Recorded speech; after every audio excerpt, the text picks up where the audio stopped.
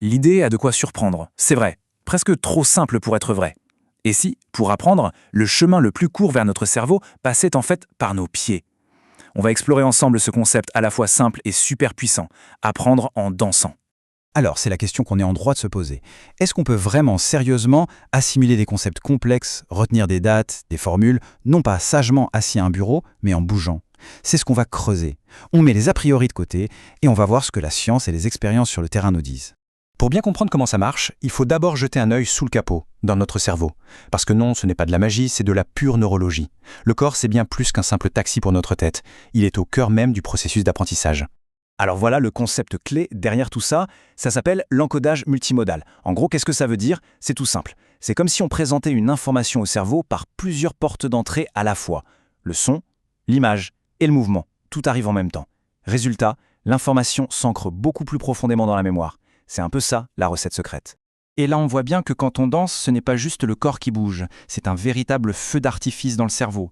Ce n'est pas une seule petite zone qui s'active, c'est tout un orchestre. Le cortex moteur qui lance le mouvement, le système limbique qui ressent l'émotion de la musique, l'hippocampe qui, lui, grave le souvenir, c'est une véritable symphonie de neurones. Et le résultat de cette symphonie, c'est qu'on active non pas une, mais 3 types de mémoire en même temps. D'abord, la mémoire du geste, celle qui nous permet de faire du vélo sans y penser. Ensuite, la mémoire de l'expérience, de l'émotion ressentie à ce moment-là. Et enfin, la mémoire du concept, où le geste devient une sorte d'encre pour une idée abstraite. Bref, 3 mémoires pour le prix d'une, c'est forcément plus efficace que de juste répéter une leçon par cœur. Ok, la théorie, c'est une chose. Mais en vrai, ça donne quoi? Passons de la science à la pratique, et voyons un peu comment tout ça prend vie dans une salle de classe. Et là, on se rend compte que les possibilités sont quasiment infinies. Apprendre cette table de multiplication en rythme, on l'a peut-être tous un peu fait. Mais on peut aller tellement plus loin. Associer un verbe à un geste pour apprendre l'anglais, mimer le système solaire pour comprendre l'astronomie, ou même carrément rejouer une scène de l'histoire pour en saisir tous les enjeux. Il y en a vraiment pour toutes les matières. Cette phrase nous amène directement au cœur d'un exemple absolument incroyable. Celui de Florence Vermeulen, un prof qui a fait de cette idée le centre de sa pédagogie. Et comme on le voit, sa vision va bien au-delà de sa salle de classe. Il faut savoir que Florence Vermeulen, il enseigne au lycée Bishop Lavis, dans une banlieue du Cap, en Afrique du Sud. C'est un endroit très difficile, marqué par la pauvreté et la violence des gangs. Et c'est justement là qu'il a décidé d'utiliser la danse. Pas seulement comme un outil pour apprendre, mais carrément comme une bouée de sauvetage.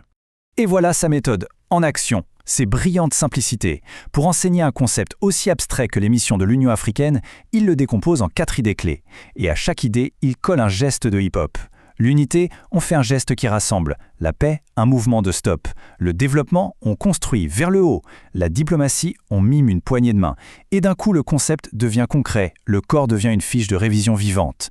Et le résultat, il est sans appel. Comme le dit une de ses élèves, c'est plus facile d'apprendre quand on s'amuse.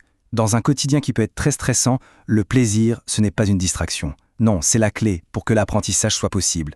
L'école redevient un lieu où on a envie d'aller.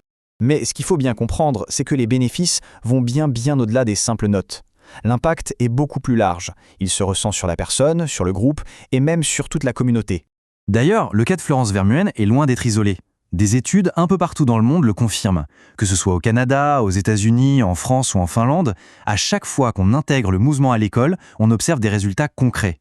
De meilleures notes, oui, mais aussi une meilleure concentration, une meilleure ambiance de classe. Les chiffres sont là et parlent d'eux-mêmes. Et au-delà des chiffres, il y a des bienfaits qui sont peut-être encore plus importants. Le fait de danser, ça libère des endorphines, ça diminue le stress, ça oxygène le cerveau, ça aide à prendre confiance en soi. Et dans un contexte comme celui de Bishop Lavis, ça devient une vraie alternative à la rue, un moyen de s'exprimer et de se construire loin de la violence. Bon, attention, il faut rester nuancé, la danse, ce n'est pas non plus une baguette magique. C'est un outil qui vient compléter l'enseignement.